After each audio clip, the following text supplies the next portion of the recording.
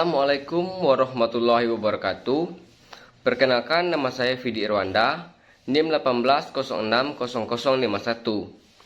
Video ini saya buat untuk mempresentasikan tugas mata kuliah Ekonomi Pembangunan 2 dengan dosen pengampu Bapak Dr. Alphonse Trianto, SEME.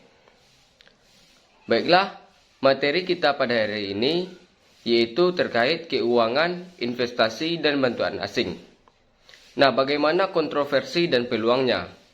Nah, kita bahas poin yang pertama yaitu aliran sumber daya keuangan internasional. Aliran sumber daya keuangan internasional terbagi atas tiga, yang mana yaitu yang pertama investasi swasta asing langsung dan investasi portofolio, yang terdiri dari yang pertama yaitu investasi swasta asing oleh perusahaan multi internasional ataupun transnasional yang mana biasanya berkantor di pusat negara maju. Yang kedua, investasi portofolio seperti saham, obligasi, dan surat berharga di pasar kredit dan ekuitas negara-negara berkembang oleh badan usaha dan individu swasta. Kemudian yang kedua yaitu pengiriman uang dari pendapatan yang diperoleh pekerja migran di luar negeri.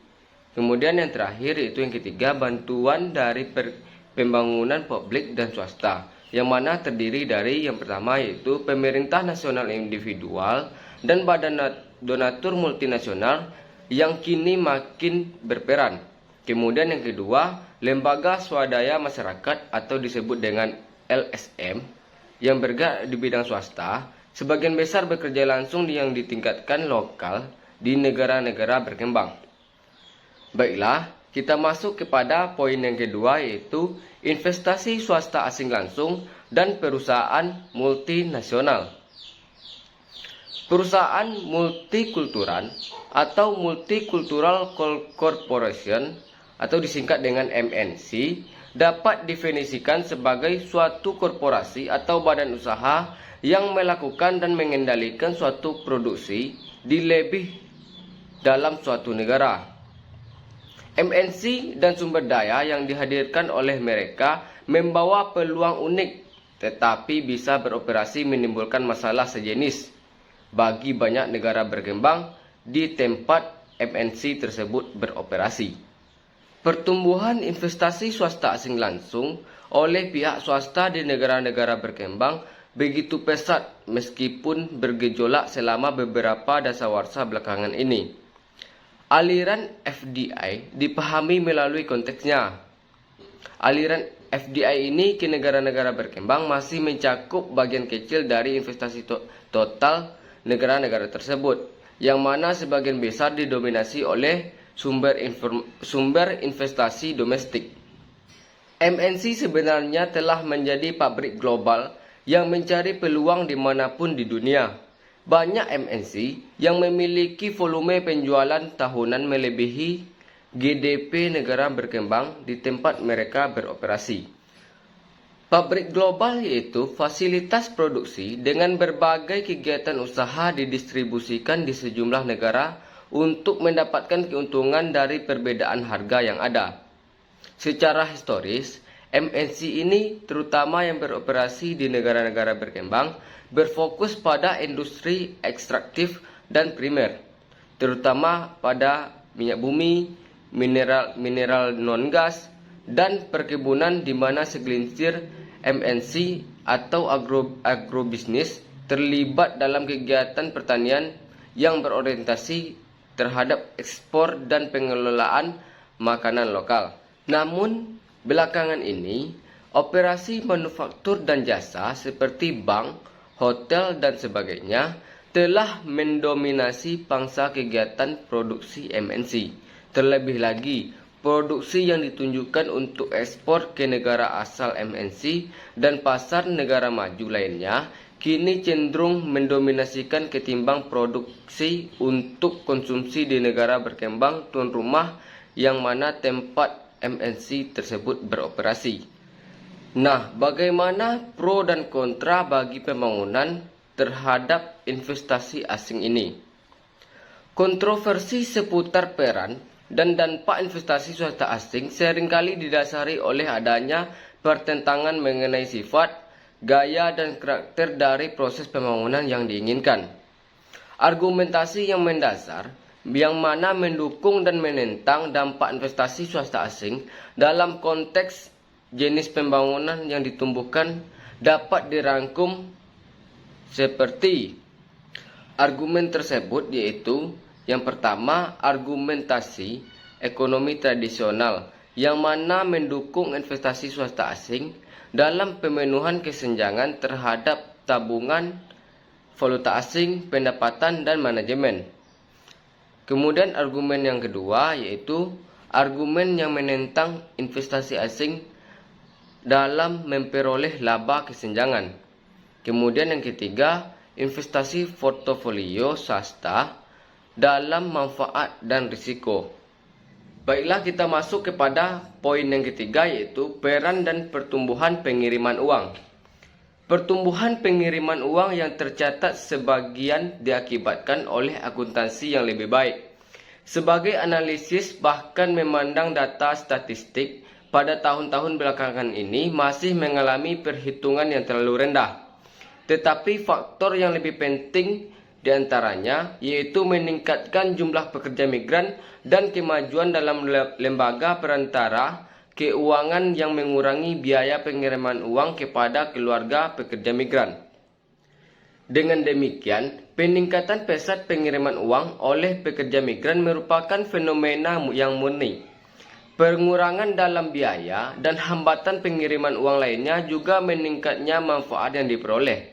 Namun perlu ditekankan bahwa migrasi tidak selalu bersifat sukarela dan mungkin diakibatkan oleh perdagangan manusia atau disebut dengan human trafficking. Sekalipun sukarela, pekerja migran seringkali tidak memiliki informasi yang sempurna mengenai kondisi kerja dan eksploitasi serta perlakuan tidak wajar menjadi hal yang biasa.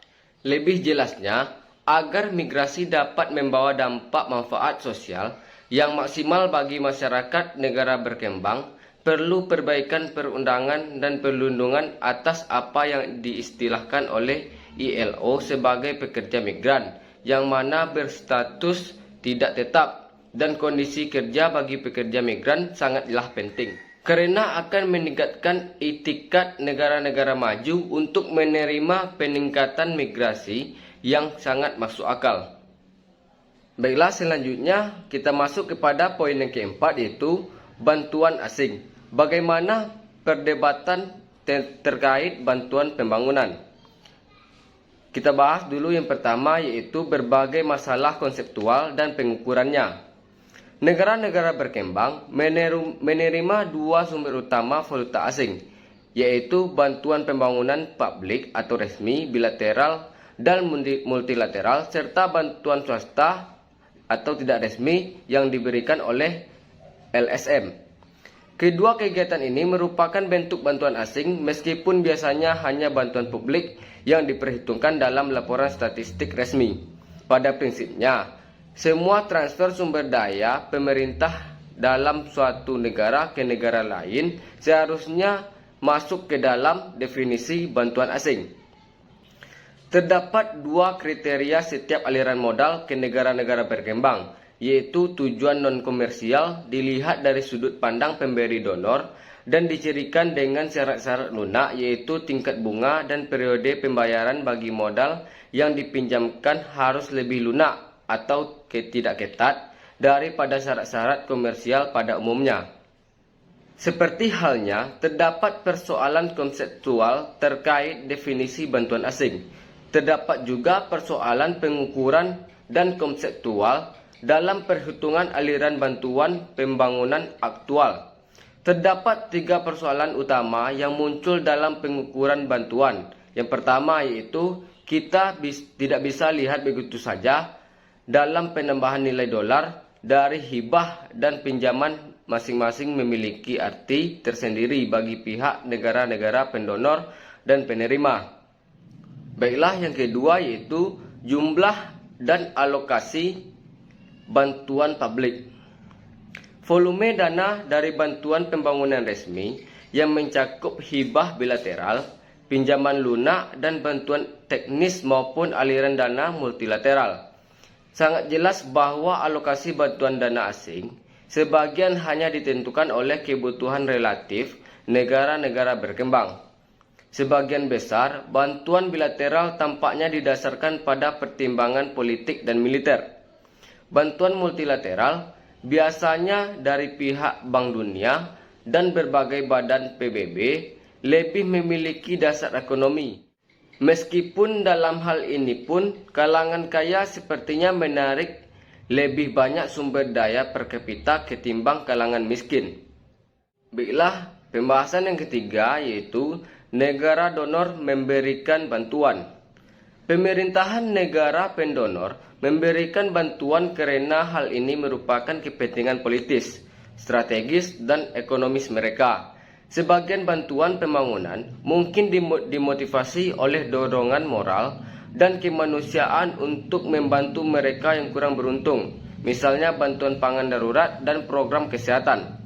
Baiklah, kita akan membahas motivasi-motivasi pendonor tersebut, yaitu yang pertama, motivasi politis. Sejauh ini lebih dianggap penting bagi negara-negara pemberi bantuan, terutama negara-negara pendonor terbesar, yaitu negara Amerika Serikat. Yang kedua, motivasi ekonomi. Model-model ini atau dua kesenjangan dan kriteria lainnya dalam konteks prioritas strategi dan politik yang sangat luas. Program bantuan asing dari negara-negara maju memiliki alasan ekonomi yang sangat mendasar. Yang ketiga yaitu motivasi kendala valuta asing. Pembiayaan eksternal dapat memainkan peranan penting dalam menghadapi sumber daya domestik dalam rangka meringankan minimnya tabungan dan valuta asing. Model dua kesenjangan adalah bahwa sebagian besar negara berkembang menghadapi kekurangan tabungan domestik untuk mengimbangi peluang investasi dan kekurangan valuta asing. Kesenjangan tabungan adalah kelebihan peluang investasi domestik atas tabungan domestik sehingga menyebabkan investasi menjadi terbatas oleh valuta asing yang tersedia. Kemudian kesenjangan valuta asing yaitu kekurangan yang terjadi ketika defisit perdagangan yang direncanakan melebihi nilai aliran masuk modal yang menyebabkan pertumbuhan output terbatas pada ketersediaan valuta asing untuk impor barang-barang modal. Motivasi yang keempat yaitu pertumbuhan dan tabungan. Bantuan eksternal juga dianggap dapat memfasilitasi dan mempercepat proses pembangunan dengan menghasilkan tabungan domestik tambahan sebagai hasil dari laju pertumbuhan yang lebih tinggi yang memang ingin diraih. Motivasi yang kelima yaitu bantuan teknis dalam bentuk transfer tenaga kerja yang berketerampilan tinggi. Kemudian motivasi yang keenam adalah kapasitas absorptif, yaitu kemampuan suatu negara untuk menggunakan dana bantuan secara bijak dan produktif. Kemudian pembahasan yang ketiga yaitu mengapa negara penerima menyetujui bantuan. Alasan utama mungkin masalah ekonomi. Negara-negara berkembang seringkali cenderung menerima tawaran tersebut biasanya diadvokasi oleh ekonom negara maju dan didukung oleh hal-hal lainnya.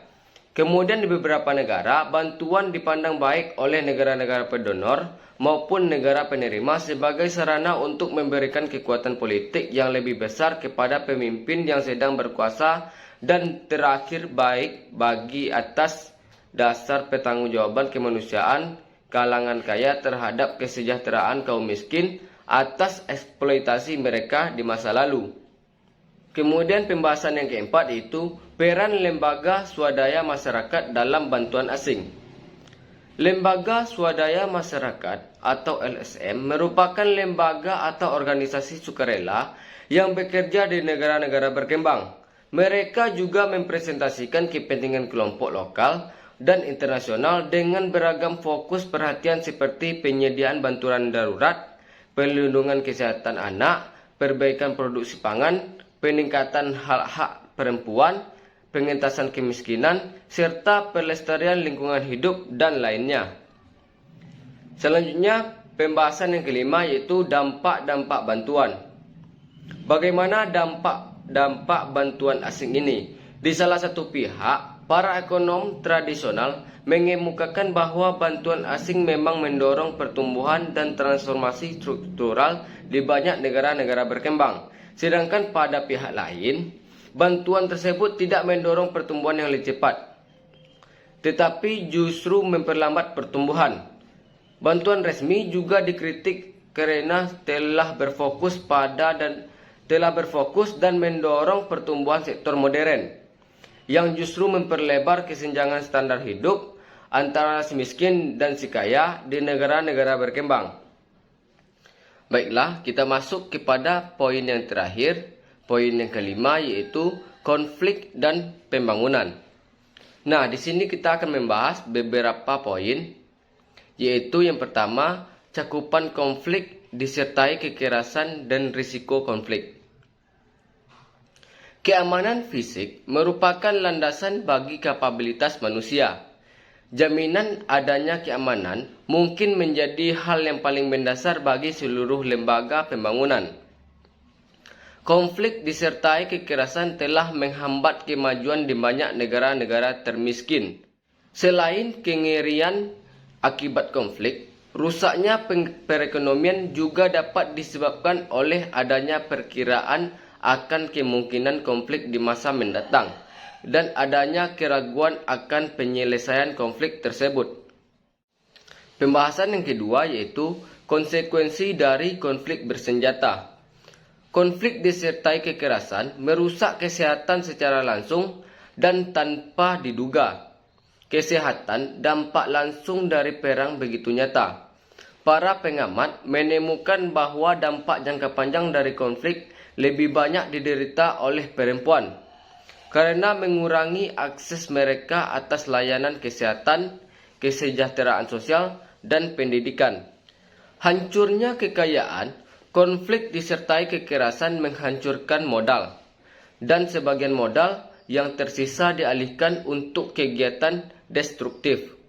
Memperparah kelaparan dan kemiskinan. Tidak mengherankan bahwa di berbagai negara yang diderita konflik, produksi pangannya menurun.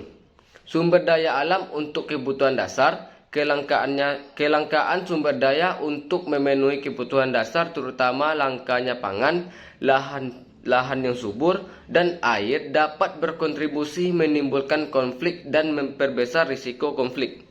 Perebutan untuk menguasai sumber daya alam yang diekspor. Adanya sumber daya alam yang diekspor bernilai tinggi seperti intan, minyak, dan kayu tanpa adanya aturan hukum tentang bagaimana manfaat komoditas ini akan didistribusikan.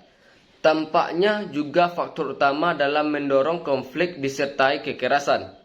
Selanjutnya, pembahasan yang ketiga yaitu resolusi dan pencegahan konflik. Yang pertama yaitu pentingnya kelembagaan.